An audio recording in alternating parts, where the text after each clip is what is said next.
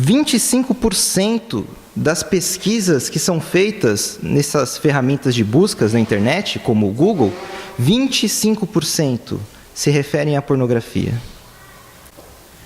Ver conteúdo pornográfico, ele atinge a mesma área cerebral do que o uso da cocaína e da heroína e de outros químicos de forte dependência.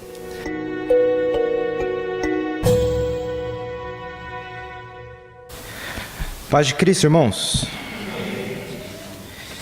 Antes de mais nada, é um prazer voltar a São Vicente. Fazia muito tempo que eu não vinha, estava devendo essa visita já há algum tempo. As datas não se encaixavam, né, Adalto? Os compromissos não deixavam, mas saibam que a Igreja de São Vicente sempre recebeu muito bem, eu e a minha esposa. Nós temos muito carinho por todos, né? Aqui nós temos mais do que irmãos, temos amigos que nos ajudam, nos aconselham e pelos quais nós temos profundo respeito e amor. Saibam disso. O Adalto me ligou há uns 20 dias atrás, mais ou menos, e perguntou se eu poderia trazer uma mensagem, né? E eu fiquei feliz porque, puxa, depois de tantas vezes ele ter me chamado, hoje vai dar. E eu falei, pode confirmar, Adalto. Dia 12 de agosto estaremos aí, se Deus permitir. E aí ele me manda um texto no WhatsApp, né, com algumas instruções sobre a mensagem. E quando eu li, o tema da sua mensagem será pornografia. Eu confesso que eu me assustei, Adalto. Confesso que fiquei desconfortável. Eu achei até que tinha tido um erro do corretor no celular, né? Eu acho que o Adalto mandou o nome errado. Aí depois eu pensei, bom, depois de tanto tempo sem ir em São Vicente, eu estou achando que o Adalto quer que eu passe mais alguns anos sem ir para São Vicente, me dando esse tema.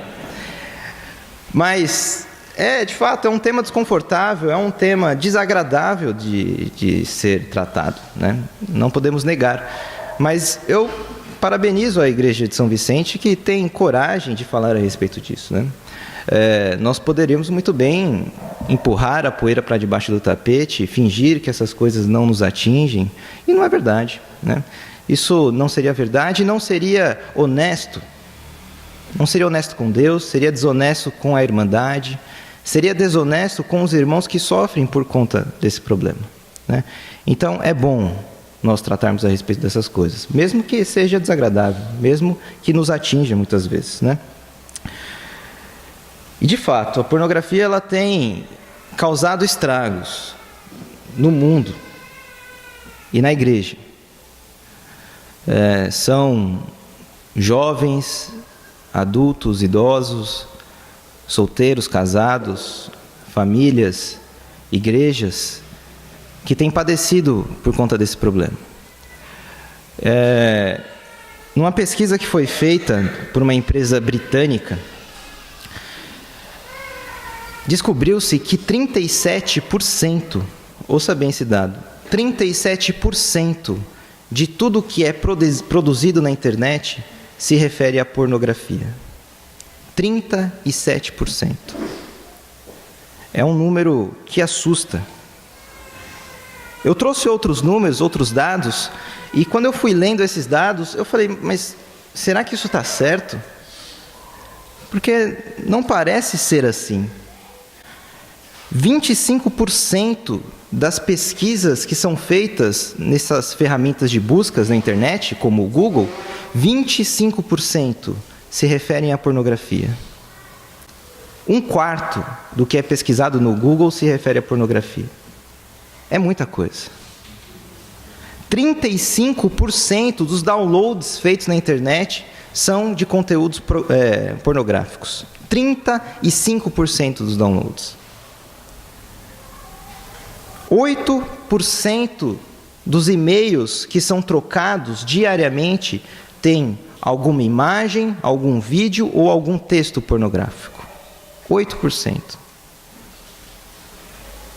20% dos homens confessam que veem pornografia no expediente do seu trabalho. 20%. Em média, 260 novos sites pornográficos são criados todos os dias. Todos os dias. 260.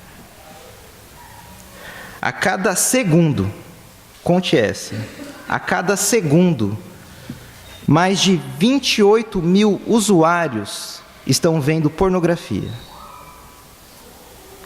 A cada segundo que se passa, 28 mil usuários estão fazendo uso da internet para ver conteúdo pornográfico. Sites pornográficos, eles recebem um fluxo de visita maior por mês do que Netflix, Twitter e Amazon juntos. É um absurdo. Eu li esses dados, eu achei até que era mentira. Uma pesquisa foi feita de todo o conteúdo pornográfico que existe na internet e chegou-se à conclusão que 94% do conteúdo que é produzido na internet de pornografia tem como objeto a mulher. E pesquisando e entrevistando essas mulheres que participam dessa indústria pornográfica, 90% delas foram abusadas quando eram crianças. 90% dessas mulheres. Cientistas da Universidade de Cambridge, na Inglaterra, eles estudaram e lançaram uma pesquisa recente de um estudo sobre o cérebro de quem consome conteúdo pornográfico. E chegaram a um dado revelador. Eles descobriram que o cérebro de quem consome pornografia, ele é muito parecido com o cérebro daquele que é viciado em drogas. Ver conteúdo pornográfico, ele atinge a mesma área cerebral do que o uso da cocaína e da heroína e de outros químicos de forte dependência. Nós não estamos falando de qualquer coisa, é de fato algo muito perigoso. É de fato algo que tem atingido o mundo de uma maneira muito forte e, consequentemente, a igreja, como consequência lógica. Trazendo para o contexto cristão, uma outra pesquisa foi feita, só que não aqui no Brasil, mas nos Estados Unidos. Na região da Carolina do Norte, foi feita uma pesquisa nas denominações ou nas igrejas que seguem o cristianismo e descobriu que naquela região 50% dos homens que frequentavam igrejas cristãs viam conteúdo pornográfico. 50%. Metade dos homens. De fato, é um mal que me parece oculto. Porque você não tem condições de olhar para mim e falar, o Bruno vê conteúdo pornográfico, ou ele não vê. É um mal que tem como caráter o invisível, velado. E isso traz um certo conforto para aquela pessoa que está entregue a esse vício pornográfico. Porque o jovem que consome conteúdo pornográfico, ele não faz isso na frente dos seus pais. O marido ou a esposa que veem pornografia não fazem isso na frente do cônjuge. Faz isso trancado, faz isso escondido, faz sozinho. E esse mal oculto parece que traz uma certa liberdade para que a pessoa continue a viver vendo pornografia sem que ninguém descubra. E acaba virando um estado natural na vida da pessoa ver pornografia. E isso é um grande perigo. Olhando para o passado, a gente já consegue ver que esse estado de promiscuidade que existe hoje já era algo já que acontecia há milênios atrás e nada mudou. Nada mudou. Olhe para Sodoma e Gomorra, olhe para o Império Romano, onde lá a imoralidade sexual corria desenfreada. Olha para as cidades gregas, as cidades da Ásia, onde o homossexualismo, a prostituição era algo absolutamente normal. E a pornografia, ela entra também nesses dados de imoralidade que tem feito a humanidade sofrer. A expressão pornô, que compõe a palavra pornografia, ela vem de uma palavra grega que acho que muitos de vocês conhecem, que é a palavra porneia. E essa palavra, ela é vista nas Escrituras não uma nem duas vezes. Pelo menos 19 vezes a palavra pornô, para o português, porneia, no grego, aparece na Bíblia. Só no Novo Testamento são 8 vezes. 8 vezes a palavra pornô aparece. Da boca de Jesus sai uma vez essa palavra. Segundo o relato do evangelista Mateus, em Mateus capítulo 19, verso 9, quando ele está falando a respeito do casamento, do divórcio, Jesus vai falar sobre relações sexuais ilícitas e ele vai falar sobre porneia. Eu gostaria de ler com vocês, abram suas Bíblias, na primeira carta aos Coríntios, no capítulo 5.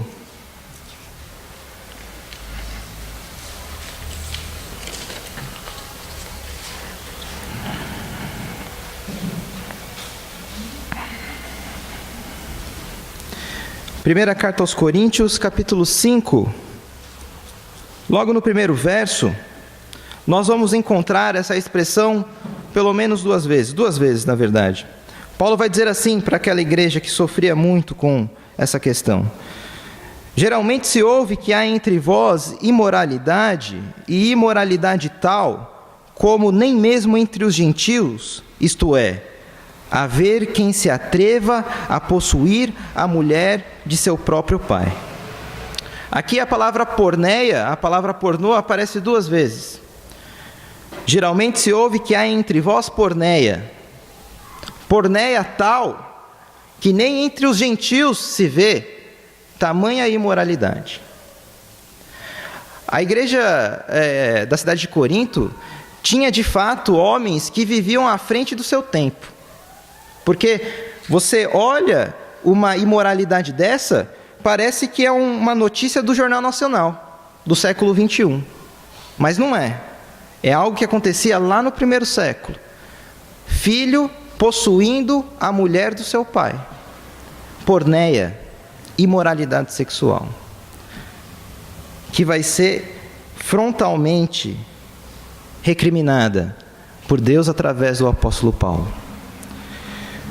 O outro texto que nós encontramos esse termo, porneia, foi lido pelo Ailton, também na primeira carta aos Coríntios, só que no capítulo 6, no verso 13, novamente esse termo aparecerá. O corpo não é para a imoralidade, Paulo vai dizer, o corpo não é para a porneia, o corpo não foi feito para o pornô, mas para o Senhor. E o Senhor para o corpo. Nosso corpo não nos foi dado para ser entregue à imoralidade. O nosso corpo não foi dado por Deus para ser entregue à porneia, ao pornô. Pelo contrário, se temos corpo, e se esse corpo nos foi dado, é para usar para o Senhor. É para usar para o Senhor, para o serviço do Senhor. Um outro texto que aparecerá esse termo porneia está em Efésios. Desculpa, em Efésios também tem, mas eu vou ler Gálatas capítulo 5 primeiro. Gálatas capítulo 5, verso 19 a 21. Novamente, Paulo vai fazer uso dessa palavra, dessa expressão porneia, pornô.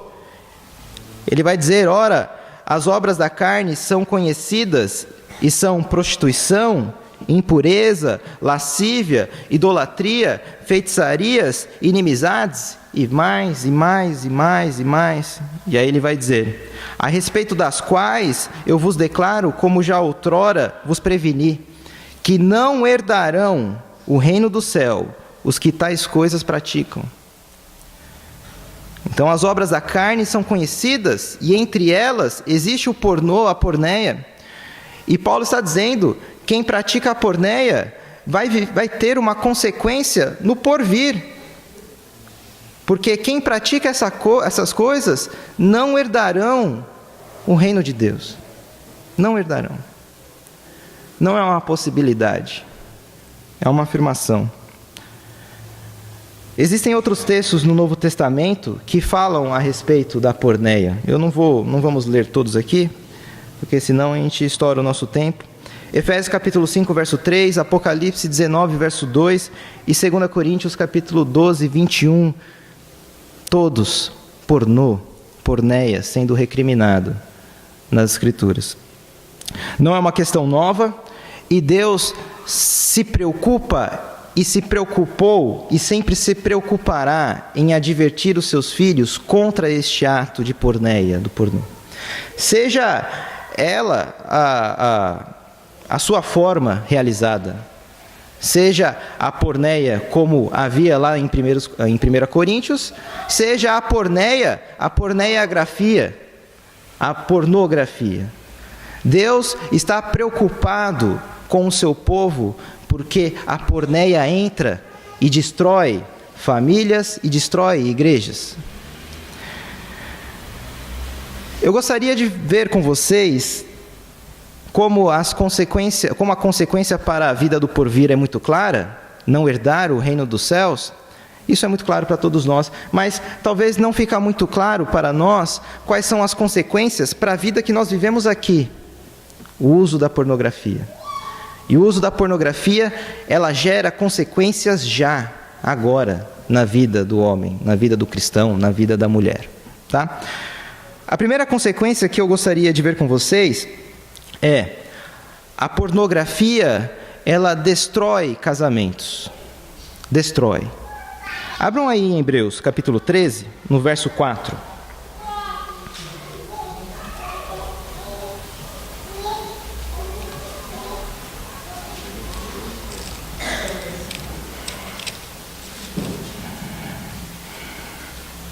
Hebreus capítulo 13, verso 4.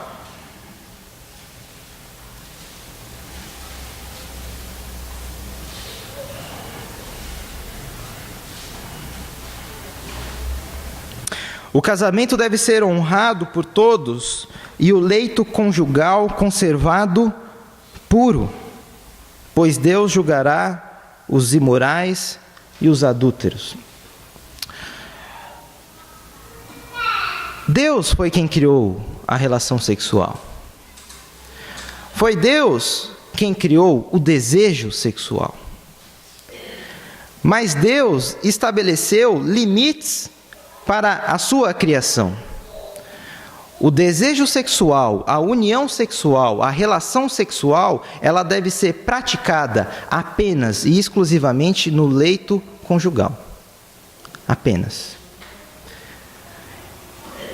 E a pornografia, ela macula o leito conjugal. A pornografia, ela destrói o casamento, porque ela desvia o desejo sexual para um outro lugar. A mulher ou o homem que vê pornografia, ela está satisfazendo o seu desejo fora do local apropriado e escolhido por Deus, e determinado por Deus, que é o leito conjugal. A união sexual é boa e é incentivada por Deus quando é feita na constância do matrimônio, entre marido e esposa. Fora disso, não é bom. Fora disso, é recriminado por Deus. Fora disso, desvia a intenção de Deus por ter criado a relação sexual e o desejo sexual. 41% de entrevistados em uma pesquisa nos Estados Unidos, eles confirmaram que o fato deles verem pornografia fez com que eles perdessem o desejo pelas suas esposas. E isso fez com que eles buscassem, fora do casamento, relações sexuais para satisfazer os seus desejos.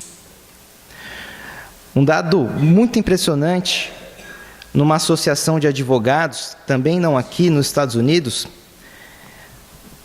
os casos que eles patrocinavam de divórcio, 56% dos casos, 56% dos casos de divórcio que eles patrocinavam envolvia uma das partes em dependência em pornografia. 56% dos casos. A pornografia destrói casamento. A pornografia mancha, macula o leito conjugal. E essa é uma consequência que nós podemos sentir hoje, agora. Devemos tomar cuidado. Uma outra consequência, já para essa vida, a pornografia, ela destrói a juventude. Destrói a juventude. Os jovens que hoje aqui estão, e que estão lá fora no mundo, inevitavelmente, em algum momento da sua vida, eles serão expostos à pornografia. Seja na televisão, seja numa revista, seja na internet, seja nesse aparelhinho aí que todos têm na mão, no bolso. Em algum momento, eles serão expostos à pornografia. Uma outra pesquisa feita, também nos Estados Unidos, revelou que 9 entre 10 jovens de 8 a 16 anos já viram e veem pornografia. 9 entre 10. E o que mais impressiona é que o primeiro contato que eles tiveram com a pornografia não foi com a finalidade de ver pornografia, mas sim usando a internet para fazer um trabalho escolar.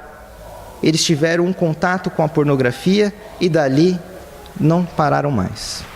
9 entre 10 crianças, jovens de 8 a 16 anos, tiveram e têm o costume de ver conteúdo pornográfico. É necessário, sim, que os pais, no tempo oportuno, conversem com os filhos a respeito disso. É necessário. É necessário que a igreja converse com os jovens a respeito desse tema. É necessário. Ou os pais conversam com seus filhos, ou a igreja conversa com seus jovens, ou nós delegamos isso para o mundo. E aí nós colhemos os frutos das nossas decisões e também as consequências de tudo isso. O jovem que consome hoje pornografia, ele corre sérios riscos de ter problemas futuros conjugais. Hoje, o jovem que agora é solteiro e consome pornografia, isso vai ter efeitos futuros lá no seu futuro casamento. Isso não é algo que deve ser ignorado. E não falar sobre o tema não vai resolver esse problema. É necessário conversar com os filhos, é necessário conversar com os jovens a respeito disso. É necessário. Se não conversarmos, o mundo conversará. E vai falar a linguagem do mundo, não a linguagem de Deus. E aí nós colhemos os frutos desta nossa omissão. A pornografia, além de acabar com o casamento, além de acabar com a juventude, ela tem também um alto poder destrutivo na comunhão da igreja. Se a igreja ela é formada por famílias e por jovens, e jovens e famílias estão sendo subjugados pela pornografia, certamente isso vai afetar a comunhão da igreja. A comunhão da igreja, ela não é apenas uma reunião de corpos. Ela é uma reunião de pessoas com o mesmo espírito, com o mesmo coração e o mesmo modo de pensar. E se nós tivermos aqui pessoas que estão vivendo de uma maneira aparente cristã, isso não contribui para a comunhão. A igreja precisa saber qual é o seu papel diante desse problema. A igreja precisa saber que ela precisa criar um ambiente, ela precisa ser o ambiente favorável para que a pessoa que sofre com a pornografia tenha a liberdade de pedir socorro livre de julgamentos. Socorro, me ajude, eu estou sofrendo. A igreja precisa permitir isso. porque isso pode afetar a comunhão da igreja. Esse é o nosso papel. Esse é o papel dos membros do corpo. Quando um membro do corpo está doente, todo o corpo ele sofre. E não pensa que um membro ele vive de forma independente do outro. Não, nós temos responsabilidades uns pelos outros. E precisamos saber criar ou ser esse ambiente favorável para que essas pessoas que sofrem com a pornografia falam: me ajuda, eu estou passando por um problema, você pode me ouvir, você pode me ajudar? Livre de julgamentos, livre de julgamentos. A pessoa precisa estar preparada para pedir ajuda e a igreja precisa estar preparada para ser essa ajuda. E tratando do tema, é que nós preparamos a igreja para receber esse tipo de problema. Não é varrendo a sujeira para debaixo do tapete, mas sim encarando o problema e resolvendo. Um texto em Hebreus, nós acabamos de ler, Hebreus 13, gostaria de ler Hebreus capítulo 10, um trecho muito conhecido por todos nós, principalmente quando nós queremos incentivar um irmão que está afastado a congregar. Nós citamos esse texto de Hebreus capítulo 10, verso 24 e 25.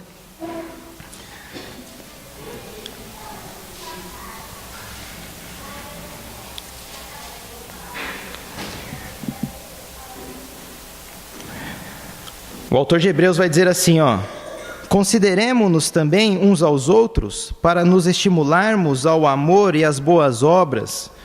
Não deixemos de congregar-nos, como é costume de alguns, antes façamos admoestações, e tanto mais quanto vedes que o dia se aproxima.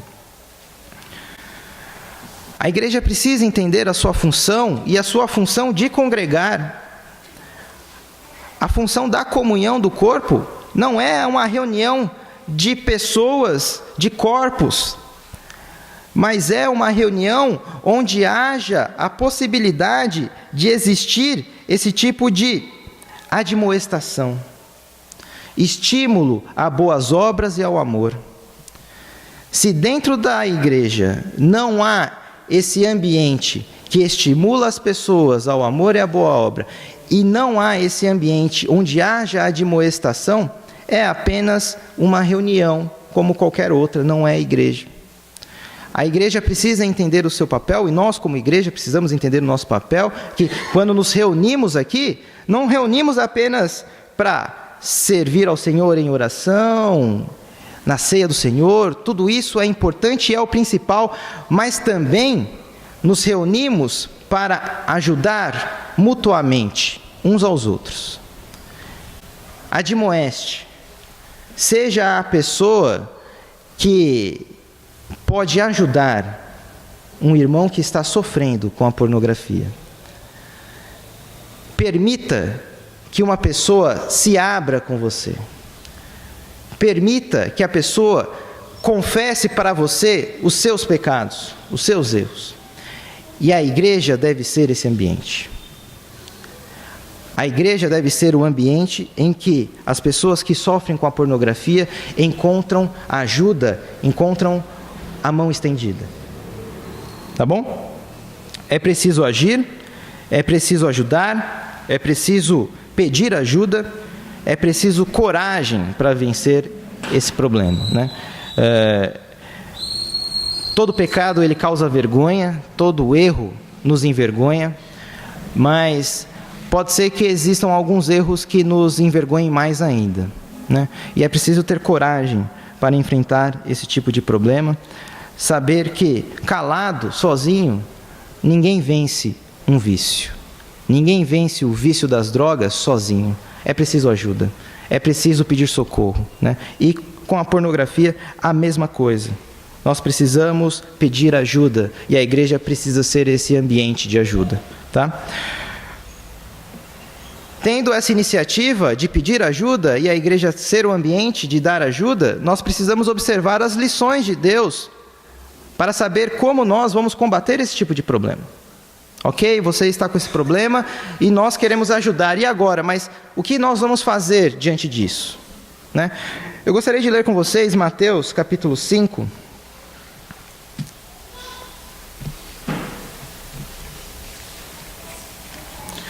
Verso 28. Um texto conhecido por todos nós, é claro, faz parte do Sermão da Montanha. Qualquer que olhar para uma mulher e desejá-la, já cometeu adultério com ela no coração. A primeira lição que Deus nos dá nessa manhã, vinda do seu Filho Jesus, é: cuidado com os seus olhos. Tome cuidado para com os seus olhos. Embora algumas pessoas elas tentam ainda discutir o limite da moralidade, e eu não quero saber qual é o limite da moralidade ligando a TV e assistindo um programa, sei lá, da Fátima Bernardes. Não é lá que eu vou aprender o limite da moralidade. Eu não estou nem aí para que esses especialistas falam a respeito do limite da moralidade. Eu não me preocupo com aquele Leandro Carnal, aquele filósofo moderno, com que ele fala sobre o limite da moralidade. Eu não estou nem aí para que o Mário Sérgio Cortella acha a respeito do limite da moralidade. Eu quero saber o que acha aquele que morreu por mim na cruz. O que ele acha a respeito do limite da moralidade. E ele vai falar: o limite da moralidade é essa. Tome cuidado com seus olhos, porque ele é a porta de entrada para todo tipo de cobiça e desejo impuro. Tome cuidado com seus olhos. Ali já inicia o limite da moralidade. Existe uma passagem no livro de Jó, e Jó, nós tiramos tantos ensinos, mas existe um que eu gostaria que nós tomássemos essa mesma iniciativa que Jó tomou. Jó tinha também desejos sexuais. Claro, ele era um homem, como todo homem, como toda mulher, tem desejos sexuais. E no capítulo 31, no primeiro verso desse capítulo, Jó vai dizer o seguinte: fiz acordo com os meus olhos. Jó fez um acordo com os olhos dele. Ele havia feito um pacto com os seus olhos. E o acordo de Jó foi esse: fiz um acordo com os meus olhos de não olhar com cobiça para as moças.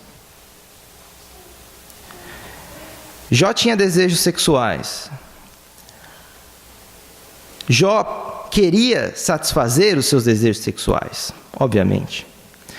Mas mais do que satisfazer os seus desejos sexuais, Jó queria satisfazer a vontade de Deus. E ele falou: vou fazer um acordo com os meus olhos. Eu vou fazer um acordo no sentido de não cobiçar moça alguma com os meus olhos. E eu gostaria de fazer esse desafio para todos nós, homens e mulheres. Fazer um acordo com os nossos olhos e não olhar com cobiça a ninguém. A ninguém. Nem moça, nem moço. Tenha olhos, se você é casado, apenas para a sua esposa e a sua esposa para o seu marido. Faça um acordo com os seus olhos, porque ele é a porta de entrada para todo tipo de impureza. Não cobice com seus olhos aquilo que não lhe pertence. Jó foi um homem de coragem e fez um acordo com seus olhos. Eu gostaria que todos nós fôssemos também corajosos como Jó. Quero fazer um acordo com os meus olhos até o fim da vida, de não cobiçar moça nenhuma. Então, primeira lição de Deus: cuidado com os seus olhos. Segunda lição de Deus: use o seu corpo apenas para a justiça. Vamos abrir em Romanos, no capítulo 6, Pessoal, me desculpa, me perdi um pouco no tempo. Eu tenho mais quantos minutos ou já estourou?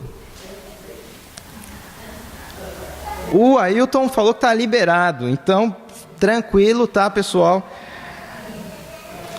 Perto das 2 horas nós estamos fechando a mensagem, tá? Romanos capítulo 6, verso 12 e 13.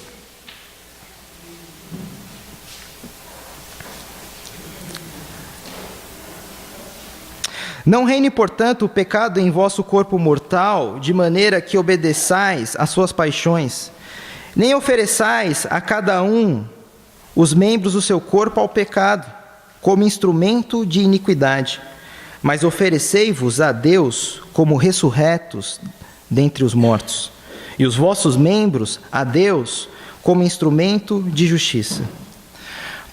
Paulo já havia feito esse tipo de orientação para a igreja de Corinto, na passagem que nós lemos aqui no início, na abertura, né? Reserve o seu corpo apenas para as obras de justiça. Reserve isso que você tem, isso que você ganhou, para servir ao Pai. Por mais estranho que pareça, por mais estranho que possa parecer, mas o estado natural dos nossos corpos é servindo a Deus. Ele foi criado para isso. Nós temos Ele apenas para isso. Então, se os nossos corpos não estão voltados para as obras da justiça, que nós possamos voltar para o nosso estado natural. Como o nosso Criador nos criou, com corpos não para satisfazer apenas desejos sexuais, mas corpos para servir a Deus, e não para ser entregue a qualquer tipo de imoralidade, não para ser entregue à porneia, e nem à porneiografia. Use o seu corpo para a justiça, não deixe que o pecado reine no seu corpo, mas permita que o Espírito Santo o faça um instrumento de Deus. Faça com o seu corpo aquilo que Deus propôs na criação que ele deveria fazer: servir ao Senhor. Terceira lição: como nós podemos vencer esse problema? Ore a Deus. Ore e converse com Deus sobre esse seu problema. Vamos abrir no Salmo 119.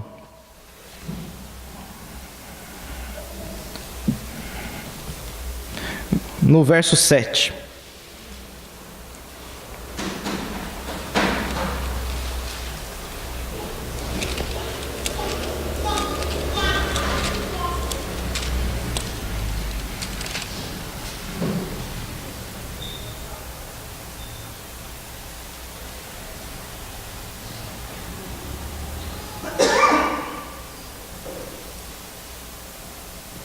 Acho que eu anotei errado aqui a passagem. Verso 37.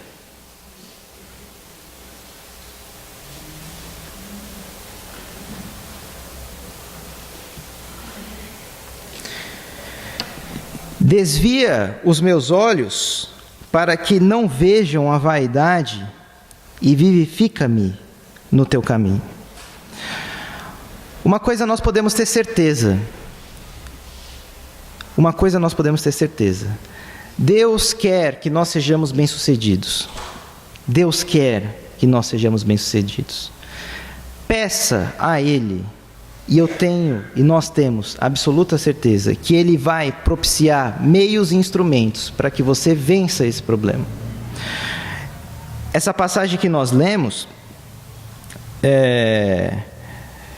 mostra que não apenas devemos pedir e agradecer a Deus, mas devemos pedir a Deus pelas coisas mais simples da vida.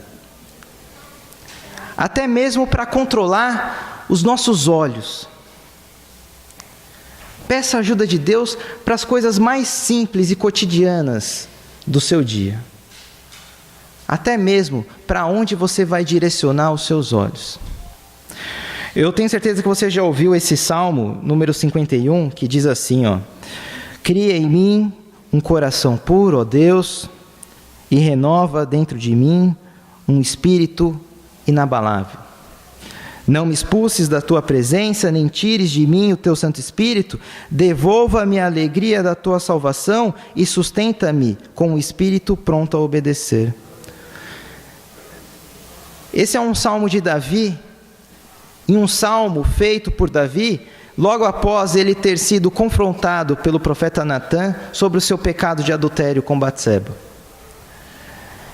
E a primeira coisa que Davi fez ao saber que ele tinha cometido porneia, ele orou a Deus e pediu: Deus, cria em mim um coração puro, para que eu possa estar na tua presença.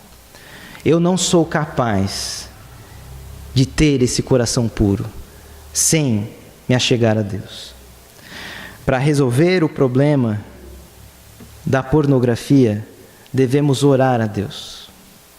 Devemos ter nele o nosso confidente, para quem nós abrimos os nossos corações, para quem nós falamos sobre os nossos problemas.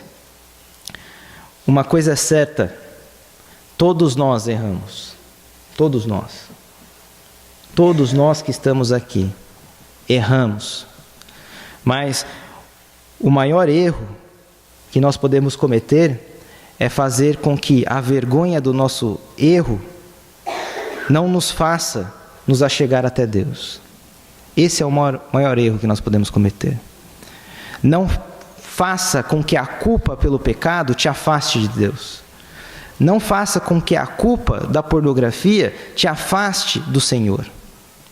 Claro, nós nos envergonhamos muitas vezes do que nós fazemos, mas isso não é um empecilho para nós nos aproximarmos de Deus, principalmente depois de Jesus ter aberto esse caminho para o Santo dos Santos que todos nós temos com Deus. Busque a Deus em oração.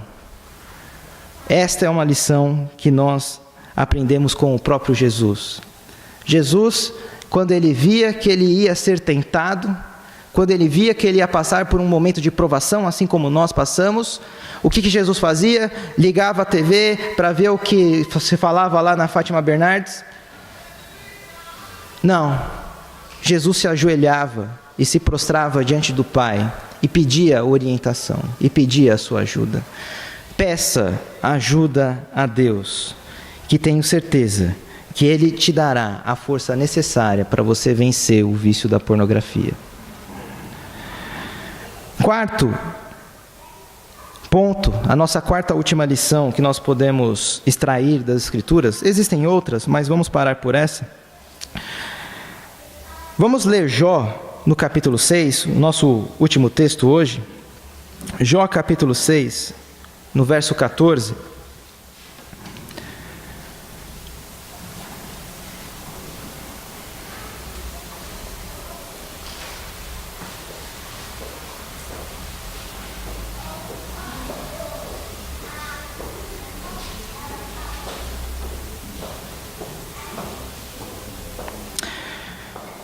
Olha o que Jó vai dizer aqui. Jó vai dizer assim: uma pessoa desesperada merece a compaixão dos seus amigos. A quarta lição que nós extraímos das orientações de Deus é: conte sempre com um irmão para falar sobre os seus problemas. Tenha sempre um irmão confidente para que você possa compartilhar com o seu desespero. Tenha um irmão para que você possa falar sobre os seus pecados. Irmão, errei e preciso de ajuda. Tenha um irmão confidente para que você possa falar sobre as suas dificuldades. Toda pessoa desesperada merece a compaixão dos seus amigos. E nós aqui somos irmãos, mas também somos amigos. Então, tenhamos compaixão pelos erros dos nossos irmãos. tenhamos compaixão por aquele que tem vício em pornografia. Ouça o que ele tem a dizer. Seja o braço estendido, livre de julgamentos, para que ele possa se reerguer. A igreja precisa ser o local ou onde o viciado em pornografia encontra solução. A pornografia, de fato, é um dos grandes males da nossa sociedade. Os efeitos dela têm destruído casamentos, juventudes, homens novos, velhos, mulheres, igrejas. Mas certamente Deus não é um pai que desampara os seus filhos. Que pai que o filho pedindo pão lhe dará pedra? Não, Deus não é assim. Deus é um Deus que dará sempre instrumentos para que os seus filhos possam andar em correção. E nós, diante da pornografia, devemos procurar sempre essa correção vinda de Deus. Que Deus nos abençoe e nos dê sabedoria para que nós possamos utilizar essas ferramentas dadas por Deus para vencer a pornografia.